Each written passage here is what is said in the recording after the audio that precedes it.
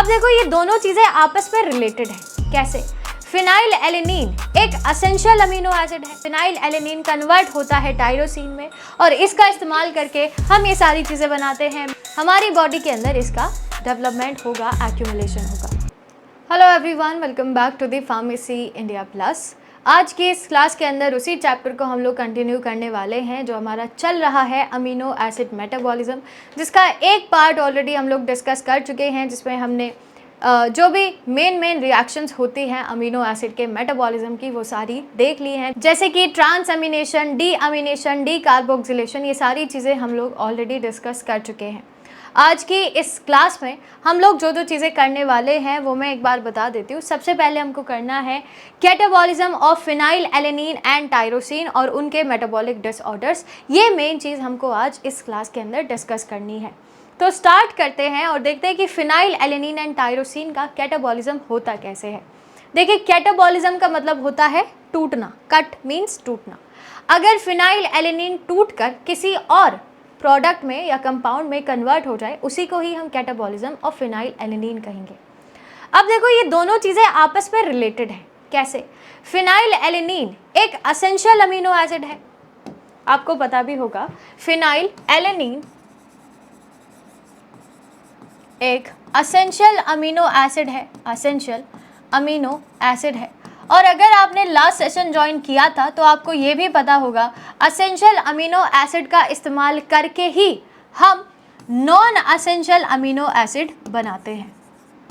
इस प्रोसेस को ट्रांस अमीनेशन भी कहा जाता है, ट्रांस अमीनेशन। ठीक है, ये हम लोग लास्ट सेशन के अंदर डिस्कस कर चुके हैं। अब देखो, अगर फिनाइल एलेनिन की बात की जाए तो ये कन्वर्ट होता है टायरोसिन में, और टायरोसिन एक नॉन एसेंशियल अमीनो एसिड है। ठीक है, तो इस फिनाइल एलेनिन का कन्वर्जन किस तरीके से होता है टायरोसिन में, यही चीज़ें हमको डिस्कस करनी है इस क्लास के अंदर। ठीक है, चलो शुरुआत करते हैं फिनाइल एलेनिन एंड टायरोसिन का कैटाबॉलिज्म। सबसे पहली चीज़ जो मैंने आपको अभी बताया है कि फिनाइल एलेनिन एक असेंशियल अमीनो एसिड है और टायरोसिन एक नॉन एसेंशियल अमीनो एसिड है। Besides it's incorporation into protein, the only function of the phenyl alanine is to conversion into tyrosine. क्योंकि फिनाइल एलेनिन का अगर एक्यूमुलेशन होता है तो फिर वो एक बीमारी भी कॉज करता है, जो मैं आगे बताऊंगी आपको। ठीक है, तो फिनाइल एलेनिन का कन्वर्जन होना is very important into tyrosine. ठीक है जी, for this reason injection of tyrosine can reduce the dietary requirement of phenyl alanine. Simple सी बात है कि अगर आप टायरोसिन को खा रहे हैं तो इसका मतलब है कि फिनाइल एलेनिन की जो रिक्वायरमेंट है वो कहीं ना कहीं कम हो रही है। ठीक है, क्योंकि उसका भी काम यही है, आप वहाँ पर यूज़ ना करके डायरेक्टली आप टायरोसिन को ले रहे हैं, खा रहे हैं। ठीक है, तो सिंपल सी चीज़ है कि उस समय पर फिनाइल एलेनिन का जो डाइटरी रिक्वायरमेंट है, जो अमाउंट है, वो कम हो जाता है। This phenomena is referred to as pairing action of tyrosine on phenylalanine, जहाँ पर टायरोसिन भारी पड़ता है फिनाइल एलेनिन पर।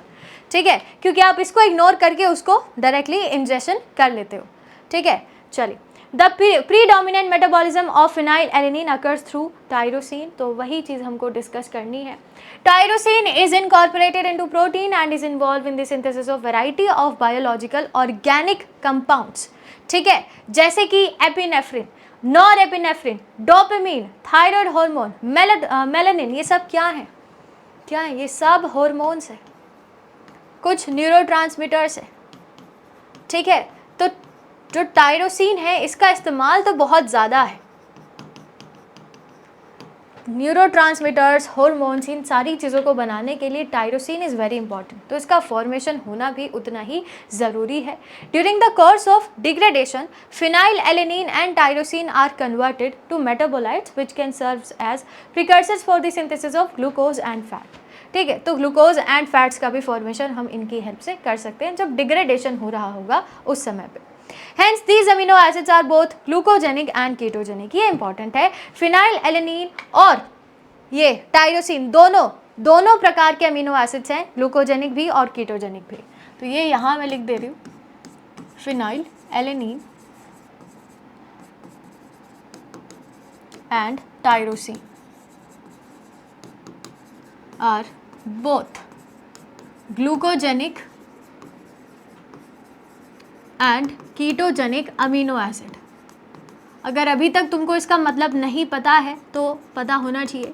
ग्लूकोजेनिक अमीनो एसिड का मतलब होता है कि अगर मेटाबॉलिज्म के बाद आप किसी भी पर्टिकुलर अमीनो एसिड से ग्लूकोज बना पा रहे हैं तो उसको हम ग्लूकोजेनिक अमीनो एसिड कहते हैं, और अगर कीटोन बॉडीज़ आप बना पा रहे हैं तो उसको कीटोजेनिक अमीनो एसिड कहेंगे। ये दोनों है, ठीक है। इनसे आप ग्लूकोज भी बना सकते हैं, इनसे आप कीटोन बॉडीज़ भी बना सकते हैं। इसके बाद ये देखो, ये वही है भाई, वही है ये, ठीक है। जो अभी अभी मैंने आपको बताया ये वही है कि फिनाइल एलेनिन कन्वर्ट होता है टायरोसिन में, और इसका इस्तेमाल करके हम ये सारी चीज़ें बनाते हैं। मेलानिन एक स्किन कलर पिगमेंट है, बालों का कलर पिगमेंट भी है, आई का कलर पिगमेंट भी है।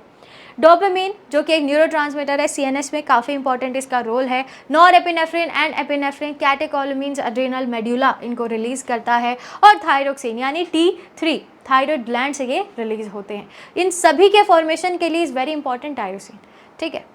आगे बढ़ते हैं। Next is conversion of phenyl alanine to tyrosine. अब ये कन्वर्जन होता कैसे है, ठीक है। अब डिटेल में इसको हम समझने वाले हैं कि आप टायरोसिन को बनाते कैसे हो फिनाइल एलेनिन की हेल्प से।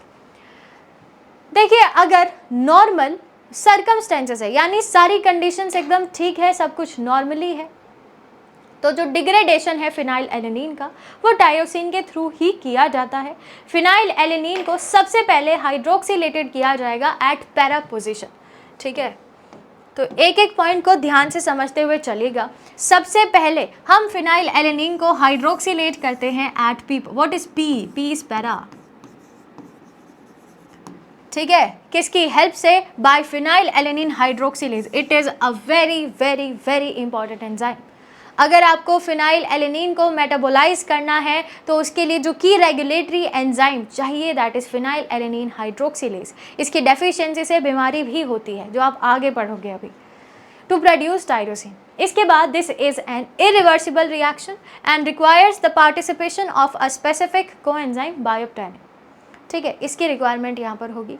बाकी जो बायोप्टेरिन की एक्टिवेटेड फॉर्म होती है that is tetra hydro biopterin. इसके बाद in the phenyl alanine hydroxylase reaction tetra hydro biopterin is oxidize to H2 biopterin. इसको पहले ऑक्सीडाइज किया जाता है H2 बायोप्टेरिन में, एंड देन इसके बाद H4 बायोप्टेरिन रीजनरेट किया जाएगा by an NADPH dependent dihydro biopterin reductase. तो ये किया जाता है, ठीक है, रिडक्टेज की हेल्प से। इसके बाद in the conversion of phenyl alanine to tyrosine the reaction involve the incorporation of one atom of molecular oxygen into the para position of, same वही चीज़ है, para position of phenyl alanine while the other atom of O2 is reduced to form water, ठीक है। O2 का एक oxygen तो आप use कर लेते हो पैरा पोजिशन पर, और दूसरा ऑक्सीजन इस्तेमाल कर लिया जाता है पानी बनाने के लिए, ठीक है। दोनों का इनकॉर्पोरेशन भी हो जाता है। यही सारी चीज़ें हैं, ठीक है, और ऐसे कन्वर्जन हो जाता है टायरोसिन में। इसके बाद जो की रेगुलेटरी एंजाइम मैंने आपको बताया था फिनाइल एलेनिन हाइड्रोक्सिलेज, उसी के बारे में, उसी से ही रिलेटेड एक कंडीशन है फिनाइल कीटोन्यूरिया। अब देखिए होता क्या है, आप लोग समझ चुके हैं कि अगर फिनाइल एलेनिन कन्वर्ट ना हो टायरोसिन में तो वो एक्यूमुलेट हो जाता है, और एक्यूमुलेशन की वजह से हमेशा प्रॉब्लम्स ही हुई हैं, ठीक है। यहाँ भी वही होगा। अगर फिनाइल एलेनिन हाइड्रोक्सिलेज डेफिशिएंट हो जाता है तो फिनाइल एलेनिन कन्वर्ट नहीं हो पाएगा टायरोसिन में, और अगर कन्वर्जन नहीं हो पाएगा तो फिनाइल एलेनिन एक्यूमुलेट हो जाता है। इसी कंडीशन को हम फिनाइल कीटोन्यूरिया कहते हैं, also known as PKU। Clear है? It is an autosomal recessive disease जो कि फिनाइल एलेनिन हाइड्रोक्सिलेज एंजाइम की वजह से होती है। जो अभी अभी कहानी सुनाई है ना मैंने, वो याद रखना। PKU is a rare genetic condition that causes an amino acid called phenylalanine to develop in the body. हमारी बॉडी के अंदर इसका डेवलपमेंट होगा, एक्यूमुलेशन होगा, और यही सारी चीज़ें हैं। phenylalanine is found in all proteins and some artificial sweeteners। तो ये तो आपको पता ही है, ठीक है।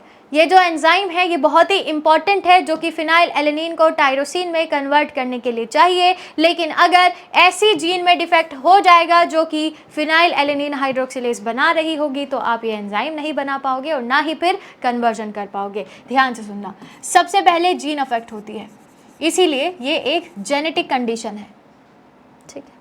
जीन अफेक्ट होगी तो फिनाइल एलेनिन हाइड्रोक्सिलेज नहीं बन पाएगा, हाइड्रोक्सिलेज नहीं बन पाएगा, क्लियर, नहीं बन पाएगा तो आप फिनाइल एलेनिन को कन्वर्ट नहीं करा पाओगे टायरोसिन में। कन्वर्ट नहीं करा पाओगे तो फिनाइल एलेनिन का अमाउंट इंक्रीज हो जाएगा, and this condition is known as PKU यानी फिनाइल कीटोन्यूरिया। क्लियर, बस यही है, this is all about phenylketonuria. When this enzyme is missing, the body can't break phenylalanine and this results in the buildup of phenylalanine in your body. ठीक है, यही बीमारी होती है भाई फिनाइल कीटोन्यूरिया, याद रखना। इसी के ही जैसा एक और कंडीशन होती है एल्बिनिज्म। एल्बिनिज्म क्या होगा, देखो, एल्बिनिज्म अगेन एक ऑटोसोमल रेसेसिव डिसऑर्डर है जो कि स्किन, आइस और हेयर के डीपिगमेंटेशन की वजह से होती है। आप लोगों ने कुछ ऐसे लोग ज़रूर देखे होंगे जो कि जिनका जो स्किन कलर होता है वो नॉर्मल से ज़्यादा ही लाइट है, या बालों का कलर नॉर्मल से ज़्यादा ही लाइट होता है, आँखों का कलर बहुत लाइट होता है, क्योंकि उनकी बॉडी के अंदर मेलानिन की कमी होती है, ठीक है। इस कंडीशन में डेफिशिएंसी होती है मेलानिन की, डेफिशिएंसी ऑफ मेलानिन। और आप सभी को मैंने अभी अभी बताया कि मेलानिन कौन बनाता है, टायरोसिन। रिलेट कर पा रहे हो, ठीक है, यही होता है। Albinism is an autosomal recessive disorder जिसके अंदर डीपिगमेंटेशन हो जाता है स्किन, आइज एंड एयर में। This is caused due to the mutation of a gene that codes for an enzyme which is responsible for the conversion of tyrosine to melanin. अगर आप tyrosine को melanin में convert नहीं कर पाओगे तो इसी कंडीशन की वजह से मेलानिन की डेफिशिएंसी हो जाएगी, और मेलानिन अगर हमारी बॉडी में नहीं होगा, ना ही तुम्हारे स्किन का कलर आएगा, ना ही आंखों का कलर आएगा, ना ही बालों का कलर आएगा, है ना। यही बीमारी होती है albinism. Hence defect in melanin production causes defects in I, skin and hair. Albinism is an example of a pleiotropy that is caused by a single gene mutation but will show multiple phenotypic effects. Simple सी बात है, एक ही gene defect हो रही है लेकिन इसकी वजह से बालों का कलर नहीं है, आंखों का कलर नहीं है और स्किन का कलर नहीं।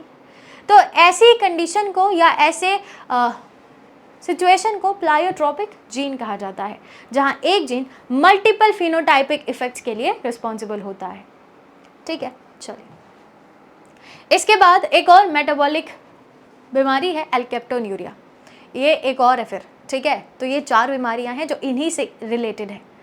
चलिए, तो alkaptonuria is also known as black urine disease. Black urine disease क्यों कहा जाता है इसको आपको अभी समझ में आ जाएगा, वैसे नाम में ही आपको मिल गया होगा आंसर कि क्यों कहा जाता है इसको ब्लैक यूरिन डिसीज, लेकिन ऐसा होता क्यों है ये समझना।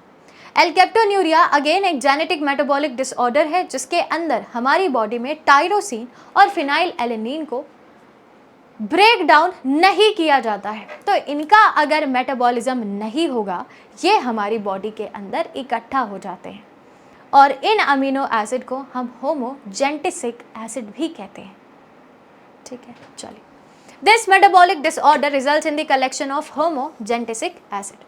अब होमोजेंटिसिक एसिड अगर ज़्यादा हो जाएगा तो फिर ये यूरिन में भी प्रेजेंट होता है, और अगर यूरिन को ऐसे ही छोड़ दिया जाए तो उसका ऑक्सीडेशन होता है, जिसकी वजह से उसका जो कलर है वो थोड़ा डार्क हो जाता है। This is why alkaptonuria is also known as black urine disease. समझे? Due to the presence of excess homogentisic acid, urine and other parts of the body turns black coloured and it leads to range of problems over time. तो यही condition होती है भाई एल्केप्टोन्यूरिया। दोबारा सुन लीजिए, phenyl alanine और tyrosine अगर accumulate होंगे हमारी बॉडी के अंदर तो अलग अलग पार्ट्स में पैचेस बन जाते हैं ब्लैक कलर के, समझ रहे हो कि अलग अलग पार्ट्स में, जैसे कि यूरिन है या और भी बहुत सारे पार्ट्स हैं। तो होता क्यों है ये, क्योंकि फिनाइल एलेनिन और टायरोसिन जब टूटेंगे नहीं तो होमोजेंटेसिक एसिड का एक्यूमुलेशन होगा। होमोजेंटेसिक एसिड को तोड़ने वाले जो एंजाइम्स होते हैं उनकी डेफिशिएंसी की वजह से। सिंपल सी बात है, ठीक है। चलिए आगे बढ़ते हैं। Next is टायरोसिनीमिया। टायरोसिनीमिया नाम से समझ पा रहे हो, टायरोसिन, टायरोसिन। नीमीमिया, नी मिया मीन्स इंक्रीज या बहुत ज़्यादा इंक्रीज, ठीक है। तो अगर बहुत ज़्यादा अमाउंट में इंक्रीज हो जाए टायरोसिन, उसी कंडीशन को टायरोसिनीमिया कहा जाता है। In tyrosinемia, the body does not have an enzyme it needs to metabolize tyrosine. अगर ये मेटाबोलाइज नहीं होगा तो इकट्ठा हो जाएगा और इसी एंजाइम को हम फ्यूमेरिल एसिटोएसिटेट हाइड्रोलेज के नाम से जानते हैं, ठीक है। तो ये भी याद रखिएगा इस एंजाइम का नाम क्या है। मेटाबॉलिज्म, ये तो आपको पता ही है कि मेटाबॉलिज्म होता क्या है। Metabolism is a process in which our body breaks down substances as we use them for energy.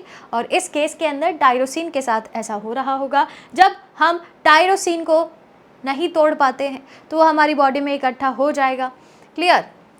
People with tyrosinemia breaks down protein, abnormal toxic breaks down products of tyrosine build up in their body।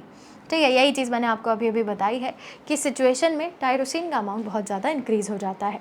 अब ऐसे में ज़्यादातर असर जो पड़ेगा वो liver और kidneys पर पड़ता है, ठीक है। ज़्यादातर लिवर पर ये असर होगा क्योंकि चीज़ों के मेटाबॉलिज्म के लिए इम्पॉर्टेंट जो होता है वो लिवर है, ठीक है। और अगर लिवर पर असर होगा, लिवर सबसे बड़ा ऑर्गन है, सबसे बड़ा ऑर्गन तो है ही, उसी के साथ ही साथ उसके बहुत सारे फंक्शंस भी हैं, ठीक है।